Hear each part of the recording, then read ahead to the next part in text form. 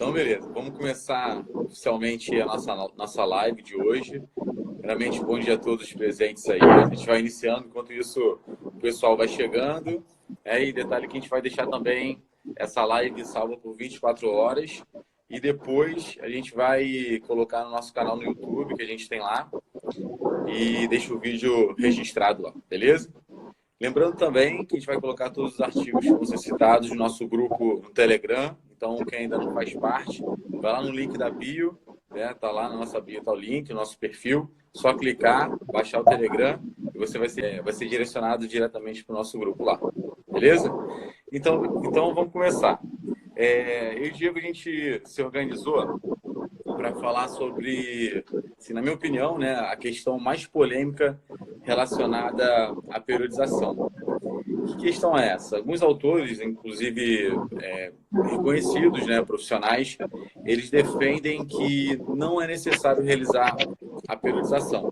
A gente respeita muito a posição de todo mundo, inclusive ideias opostas, mas a gente vai abordar isso, a gente vai questionar, né, fazer uma abordagem crítica em relação a isso e abordar alguns pontos, falar a nossa opinião. Então, como é que ficou organizado? O Diego vai falar aqui em torno de 5 a 10 minutos sobre uma parte dessa questão, ou dessa polêmica, vamos dizer assim, e eu vou abordar a outra parte. Mais 5 a 10 minutos também, vou falar da abordagem que eles utilizam como alternativa, vamos dizer assim, né? Eles falam que não se deve periodizar, que existe uma alternativa para isso, e é o que eu vou abordar. O Diego vai contextualizar e depois eu vou dar uma abordagem mais prática. Combinado, então? Diego, é contigo. Vamos nessa. Fala, galera. Bom dia aí a todos.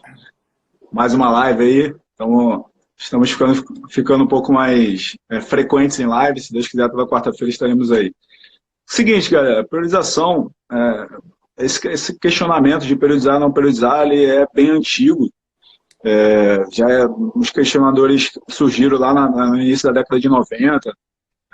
Primeiro, eles vieram tentar fortificar algumas críticas que foram feitas à periodização tradicional, lá da década de 50, que foi a data da criação da periodização por Matveev. Depois foi criticado por Verkhoshansky em 1970. E aí, em cima dessas críticas de 1970, o pessoal tentou fazer uma nova crítica em 92, 93, 94, mais ou menos. E aí criou um pouquinho de confusão, uma coisa que a gente já tinha falado lá atrás, né? Começou a refalar novamente em 90 e pouco, e agora está refalando novamente em 2020. É engraçado isso. Mas, basicamente, a crítica maior é a crítica de Kiely em cima do princípio geral da priorização. A gente tem um princípio de que a base da priorização do treinamento foi criada em cima da síndrome geral de adaptação, que é a relação estresse e adaptação. Quando você gera um estresse no organismo, o organismo vai reagir àquele estresse, tendo uma reação de alarme. Essa reação de alarme vai gerar uma supercompensação ou uma involução. Isso depende de como cada organismo vai responder ou de quão grande é esse estresse. E aí, essa foi a teoria que mais embasou todas as teorias, todos os teóricos do treinamento esportivo. E aí, o Kiely foi o principal autor que criticou essa teoria, porque ela foi criada em cima de questões endócrinas, em cima de questões em laboratórios, em ratos. Kiely fez testes com ratos, aumentando a temperatura, criando situações de estresse para ver como como o organismo reagiria a esse tipo de estresse. E aí eles vieram criticar essa teoria em cima de que o organismo humano não funciona exatamente assim. Os nossos maiores estresses são psicológicos, são coisas externas que acontecem. Às vezes o nosso desempenho cai porque você brigou com a sua esposa, porque você teve outras questões além do estresse fisiológico. E aí a crítica maior é em cima disso. E aí não é um problema, essa crítica eu acho até válida, porque realmente não é só isso, são muitas coisas que envolvem o desempenho esportivo. Porém, o próprio Kuhneman, em 2018, trouxe um artigo para a gente falando sobre isso. Por mais que não seja 100% igual, teoria 100% fidedigna para você transportar, a gente não consegue desassociar o esquema de estresse e adaptação, que vai ocorrer, independente do organismo, qual organismo que vai ser submetido ao estresse. Se vai ser o ser humano, se vai ser o rato, se vai ser um órgão, se vai ser qualquer coisa. Quando você submete ele ao estresse, ele vai gerar uma adaptação.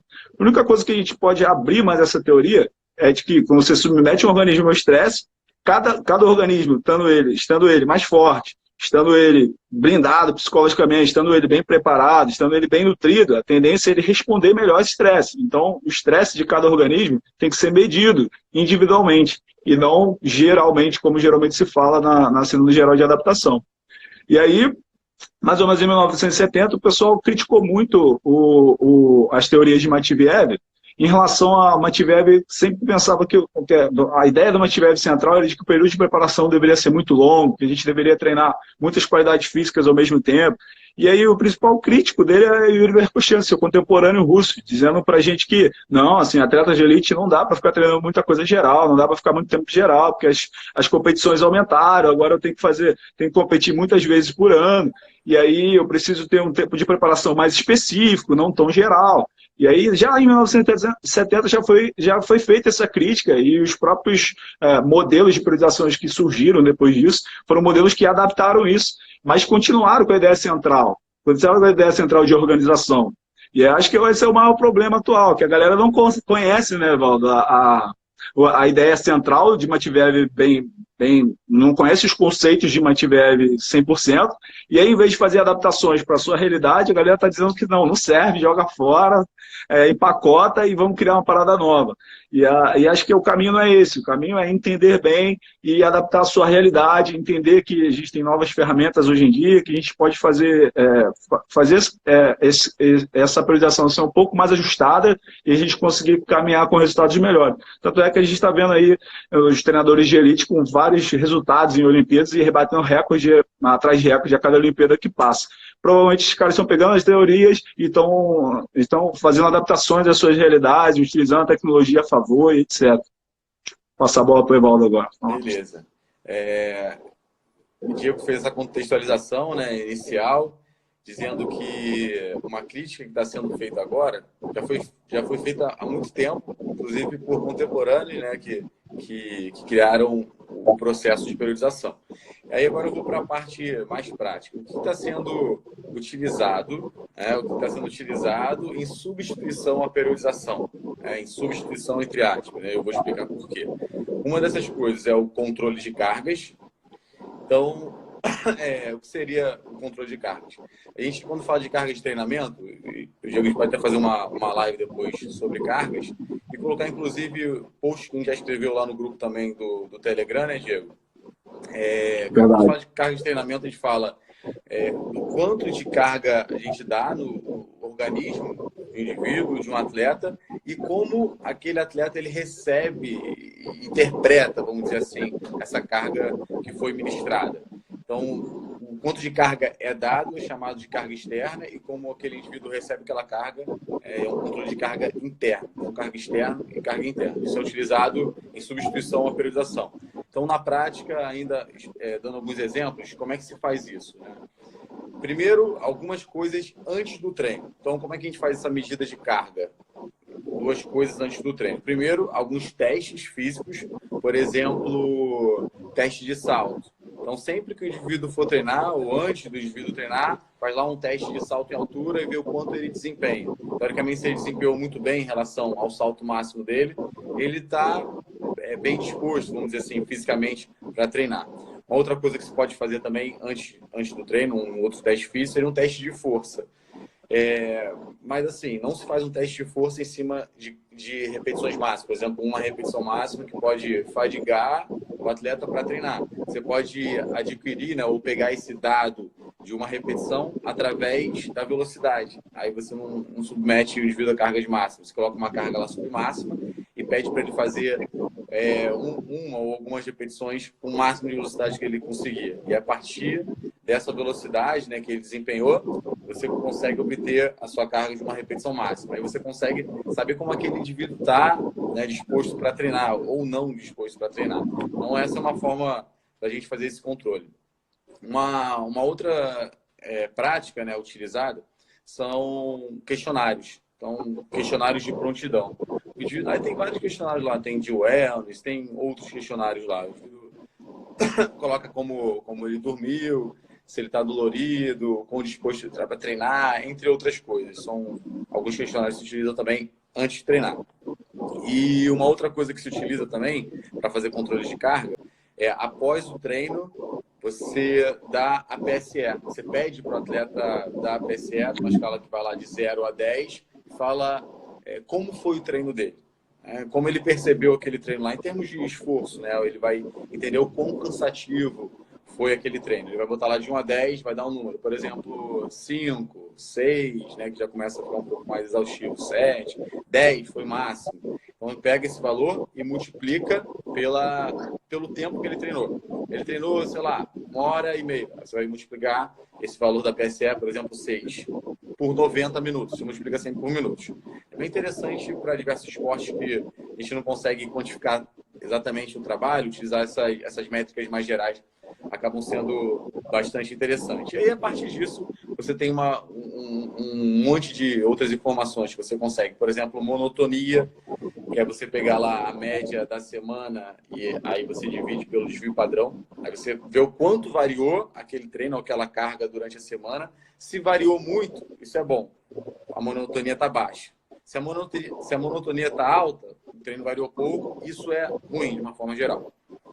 Uma outra métrica que a gente consegue também é relação agudo-crônico. Você pega lá a média das últimas 3 a 6 semanas, normalmente se faz 3 ou 4 semanas, mas pode ser de 3 a 6 semanas. Pega a média lá da carga, essa que eu falei da PSE vezes o tempo, e subtrai, né, pela carga aguda. Então você pega a carga aguda é a carga da semana. Então você pega lá a carga da semana e subtrai pela média das últimas semanas. Pode ser de 3 a 6 semanas. Aí você tem um dado lá. Se esse valor der de 1 para cima, por exemplo, se for de 1 é porque está igual. Se for acima de 1, é porque a carga da semana está mais alta do que a média das últimas semanas. Se for um valor abaixo de 1, é porque a carga das últimas semanas está... a carga das últimas semanas está mais alta do que a carga da atual semana. Então, é basicamente assim que se faz. Então, tem a monotonia, tem relação ao agudo crônico e tem strain também. Strain como se fosse a carga geralzona, né? Só uma informação em relação à relação ao agudo crônico. Os autores falam que o ideal seria entre 0,8, ou seja, 0,8 a 1,3. Seria ótimo. Acima disso, a carga daquela semana pode ter sido muito brusca, ou seja, um aumento muito grande da carga naquela semana. Mas isso aí são outros detalhes. Uma outra coisa é strain, para você ver a carga geralzona daquela semana. Seria o somatório lá da semana, pela monotonia, vezes a monotonia. Beleza? Então, são algumas formas de fazer o controle de carga. Mas aí onde eu quero chegar, fiz essa introdução, fazer o seguinte, eu disse que isso é utilizado em substituição à periodização. Mas aí que vem o grande problema. Isso não deve ser utilizado como substituição da periodização. Isso é correto, isso deve ser feito. Mas isso deve ser utilizado dentro da periodização. O que alguns autores defendem é que não se deve periodizar, se deve apenas reagir a que o atleta está indicando. Então, se ele está muito cansado, você diminui a carga. Você mediu lá no dia. Está cansado, você diminui. Se ele está bem, você aumenta a carga naquele dia. Então, é meio que assim, você apenas reage a como o atleta responde em relação à carga dele interna. Então, assim... acaba que fica um pouco aleatório se fizer dessa forma. Mais uma vez, o controle de carga não deve substituir a periodização. Ele deve utilizar como componente integrante importantíssimo da periodização. Porque a periodização, uma coisa que o Diego já escreveu em alguns textos, ela não pode ser engessada. Nunca deve ser engessada. Ela, inclusive, ela é adaptável. Ela deve ser adaptada quando há necessidade. Mas você tem que ter uma programação geral antes. Tudo bem? E aí tem uma outra questão que é utilizada em substituição à periodização. Seria o treinamento com base em velocidade. Como é que é o treinamento com base em velocidade? Alguns autores, né, que defendem não periodizar, eles falam que o ideal é você utilizar o treinamento com base em velocidade. Eu meio que já dei o exemplo lá no pré-treino, lembra que eu falei? Para você controlar a carga de treino, você fazer um teste de um RM não sendo efetivamente uma repetição máxima, mas sim com base na velocidade que você infere, né, quanto é a sua carga de uma repetição máxima. Só que eles usam isso para o treino também. E aí, a informação que eles utilizam, principalmente, é o pico de potência ou a zona ótima de potência. Ou seja, eles meio que lá pegam diversos exercícios, agachamento, supino, e vê qual é a carga ótima para desenvolver o máximo de potência naquele exercício. E aí eles sempre vão utilizar aquela carga e fazer naquele treino o máximo de repetições. Então, por exemplo, a carga daquele indivíduo são X quilos.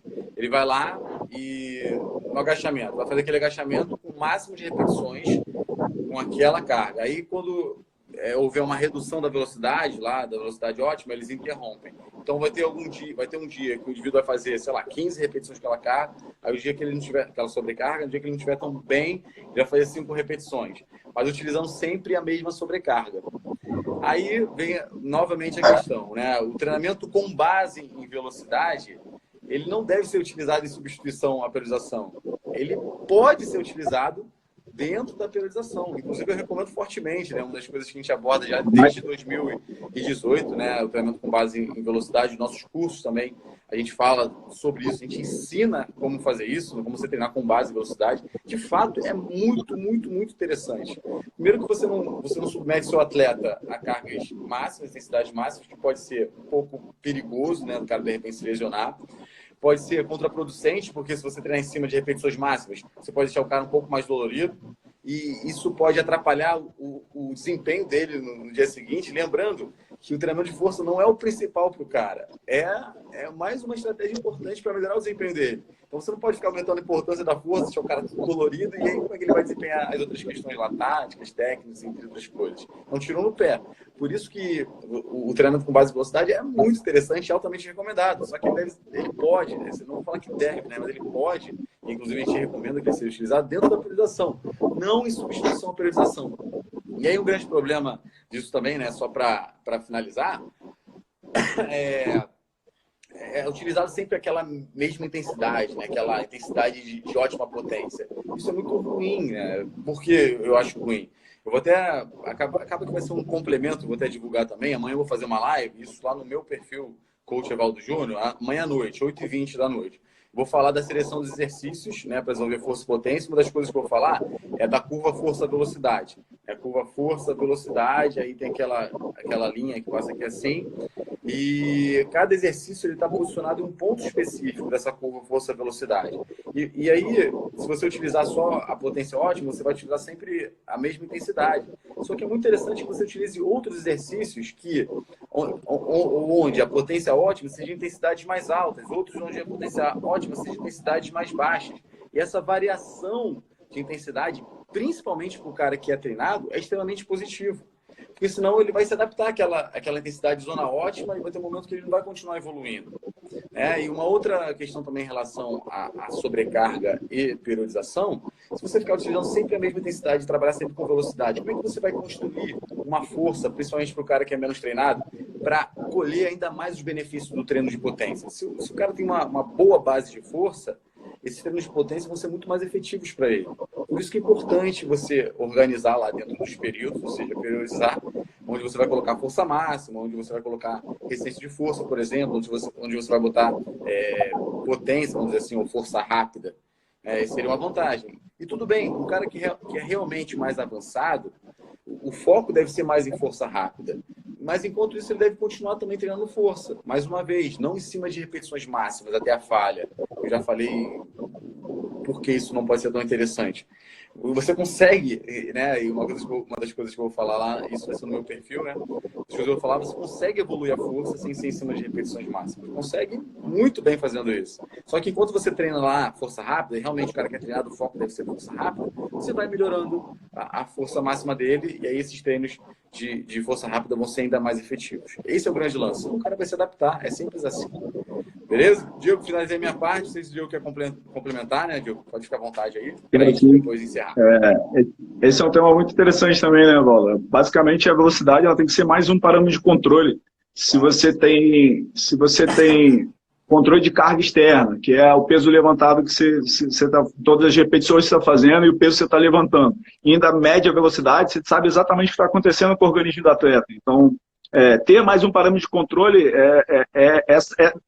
melhor tomar as decisões para frente, né? E não treinar só numa faixa de, de velocidade ou uma faixa de carga. O ideal é que esse gráfico venha se afastando do vértice, né? Você vai fazendo que o cara fique mais forte, mais rápido, mais forte, mais rápido, mais forte, mais rápido. Esse gráfico vai se afastando do vértice e o cara vai ficando num nível de treinamento maior. Se você não programar para que isso aconteça, você hora vai parar lá em cima, hora vai parar lá embaixo e vai gerando esse atleta uma faixa mais grave, esse cara nunca vai conseguir ter um desempenho melhor, ele vai ter sempre um desempenho igual.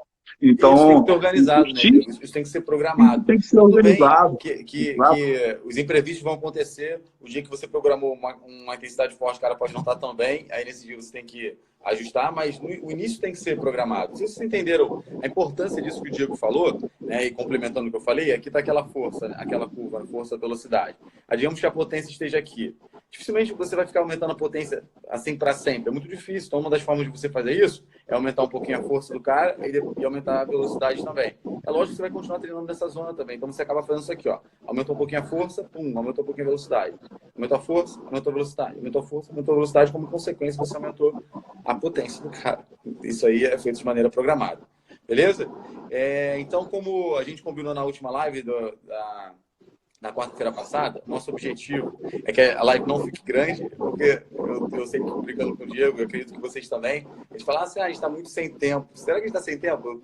Para mim está faltando tempo. Várias coisas, né, que eu gostaria de ler, estou lendo, várias lives com profissionais interessantes, vários cursos sendo disponibilizados. Então, a gente vai basicamente encerrar agora, né, fazer lives no máximo meia hora, porque a gente combinou. E para encerrar, o Diego vai fazer as últimas palavras, né, resumindo o que ele falou, o porquê a gente deve periodizar, né, e quais são os problemas que o Diego vê no raciocínio das pessoas que defendem que não se deve periodizar. Vai lá, Diego, para finalizar. Então, galera, não tem base para não periodizar, cara. Simplesmente a gente tem que entender o processo de periodização, a gente entender o que é a teoria estresse-adaptação, como a gente pode utilizar isso a nosso favor para programar um treinamento melhor. Pensa o seguinte, a função principal do treinador é levar o atleta a uma performance melhor. Esse é o alvo maior de qualquer treinador, de qualquer profissional que quer levar, que treina uma pessoa. Então, essa pessoa tem que sair de um ponto A e ir para um ponto B mais alto, um ponto de desempenho, de performance. Para isso, eu tenho que estudar os mecanismos e entender todos os mecanismos que envolvem. O controle da carga envolve, a programação eficiente envolve, entender de estresse e adaptação envolve, entender de controle de velocidade envolve. Todas as coisas são coisas ótimas para somar, para você tomar melhores decisões e levar o atleta a performances maiores. Não existe esse negócio assim, vou deixar de fazer aquilo que se fez há 100 anos e agora vou fazer uma coisa completamente nova. Ninguém inventa a roda, pessoal, mais. A gente já está numa época globalizada, todo mundo já sabe do que o cara faz lá na Europa, na Rússia, a gente sabe 2, 3 dias depois, às vezes no mesmo dia. Então, não existe esse negócio de inventar roda. Você tem que somar, acrescentar. Quanto mais ferramentas você tiver de controle, quanto mais programado for o seu treino, quanto mais você entender que o estresse é individual, que todo organismo vai receber um estresse, vai ter uma adaptação específica. Uns vão ter uma adaptação ruim, outros vão ter uma adaptação positiva. Isso é individualidade do treinamento, isso é individualidade do teu atleta. E aí, quando você pensa em equipes, isso fica mais difícil. Por isso que alguns autores tendem a criticar as teorias, porque ele pega a teoria e tenta aplicar numa equipe esportiva. Cara, é difícil, você vai ter que fazer adaptações. Se você não fizer adaptações, você vai dizer que ela está errada, que a teoria está errada. E não é bem assim. A teoria é para te dar uma base científica, te dar uma base de entendimento para você tomar suas decisões. O treinador é que toma as decisões, o treinador é que seleciona os melhores métodos, o treinador é que precisa ter todos esses parâmetros para levar o atleta a uma performance melhor. Então a gente não pode fugir da nossa responsabilidade dizendo que A é ruim, agora eu vou fazer o B.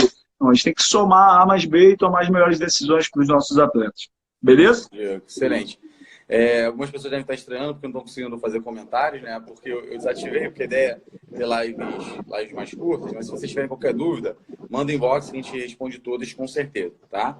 E minhas últimas palavras aqui da live, né, para fechar e resumir a minha parte, eu comentei que o que é utilizado como estratégia para não periodizar, por exemplo, o controle e monitoramento de cargas para apenas reagir e o treinamento com base em velocidade não devem ser utilizados em substituição, eles devem ser utilizados dentro da periodização, são coisas muito importantes. Por isso que às vezes eu até me pergunto, sinceramente, eu acho que a prática de quem pensa em periodizar e a prática de quem pensa em não periodizar, sinceramente, eu acho que não é muito diferente. Por isso que eu acabo achando que os dois vão dar certo, os dois trabalham bem. Então, eu acho que é só uma questão mais conceitual mesmo. No final das contas, eu acho que é uma questão conceitual, que a crítica a não periodizar acaba sendo uma falta de base, uma falta de entendimento sobre algumas questões básicas sobre periodização. Beleza?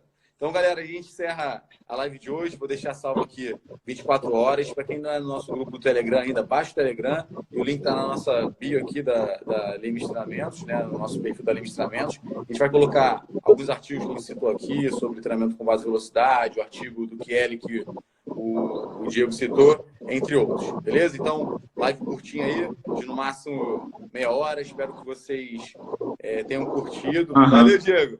Diego, show de bola. Valeu, Valeu mesmo. Um abraço abraço aí, valeu, pessoal. galera. Obrigado aí. Forte abraço. Tchau, tchau.